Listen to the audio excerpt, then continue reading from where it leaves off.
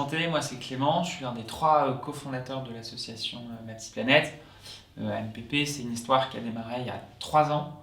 On a lancé l'asso officiellement en mars 2020, mais je vais vous raconter un tout petit peu la genèse du coup. En fait, j'ai cofondé une autre association il y a 6-7 ans autour du bénévolat et de l'engagement citoyen, qui s'appelle La Fourmilière. Et en fait, c'est dans ces expériences de bénévolat à La Fourmilière que j'ai rencontré du coup les 2 cofondateurs de MPP, Mathilde et Christian.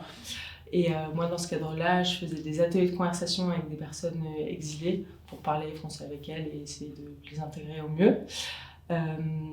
Et suite à ça, en fait, on s'est tous les 3 dit qu'on avait envie de se mettre à temps plein sur le sujet de la lutte contre le dérèglement climatique. Et donc c'est pour ça qu'on a lancé l'association Multiplanète, avec la volonté d'en faire un mouvement collectif, d'embarquer un maximum de personnes avec nous sur ces sujets-là. Et donc rencontrer Clément et Mathilde, avec qui on partageait le même constat, qui était qu'on avait du mal à sensibiliser notre entourage sur les questions environnementales. Et du coup, on a partagé aussi une solution qui était de passer par le biais du jeu pour les sensibiliser, et donc le faire de façon positive et en collectif.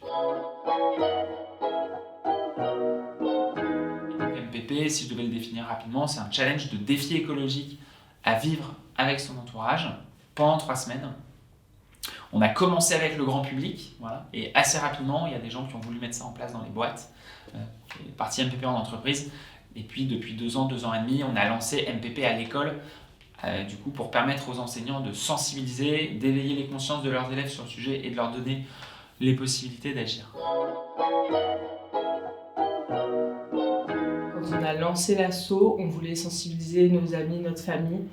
Et en fait, on se rendait compte que tous les arguments très rationnels qu'on pouvait leur apporter, ils n'étaient pas suffisants, qu'il y avait des personnes un peu réfractaires parce qu'elles ne savent pas par où commencer, parce que ce n'est pas des sujets très toujours abordés de façon positive. On voit ça comme l'écologie, on le voit comme quelque chose de très contraignant. C'est faire moins, se priver en termes de loisirs, de consommation, etc.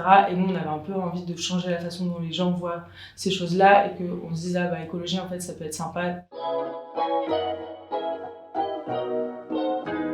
3 ans, on avait quelques joueurs, joueuses qui participaient, donc surtout notre entourage plus, à Clément, Mathilde et moi. Et là, maintenant, la dernière édition, on a plus de 15 000 personnes qui ont participé, donc ça sur la partie adulte. Il y a aussi une version scolaire qui a été lancée. C'est hyper chouette de voir tous les petits, les élèves de la maternelle au lycée. Donc il y en a vraiment des tout petits qui font des défis. Et donc ça a été lancé au cours des 3 ans, et maintenant les éditions scolaires, ça rassemble énormément d'élèves. Le sens du collectif, je pense que ça fait vraiment partie des 3 mots au sein de l'asso en tant que tel, et après, en fait, même dans les valeurs qu'on porte et qu'on partage à tous les joueurs, le jeu il se joue forcément en équipe. Ensuite, moi je dirais le côté un peu décalé, voire épique de l'écologie. Nous, on veut vraiment rendre l'écologie sexy et pas voir le truc comme hyper contraignant, moralisateur. On veut que les gens vraiment s'emparent du sujet, et c'est pour ça qu'on a un ton, un univers. On parle de l'écologie comme si on parlait un peu à un pote.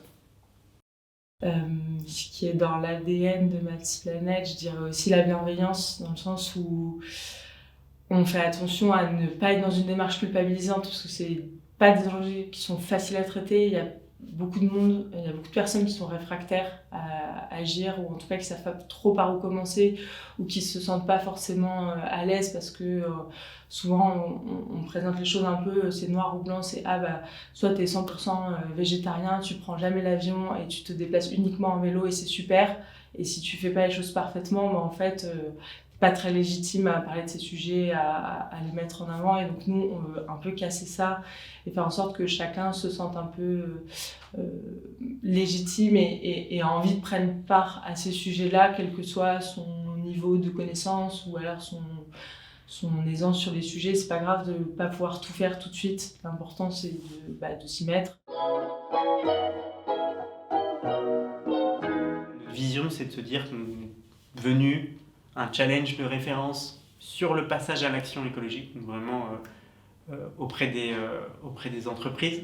Et donc on a réussi à de convaincre un maximum d'entreprises de toute taille, principalement des grandes, parce qu'il y a énormément de choses à changer, énormément de salariés à sensibiliser. Sur la partie scolaire, en fait, on aimerait devenir partie intégrante des programmes scolaires. Il n'y a aucune raison, à mon sens, aujourd'hui, en 2023, en pleine urgence climatique, qu'on n'enseigne pas l'écologie, les bonnes pratiques, les enjeux, les ordres de grandeur aux enfants.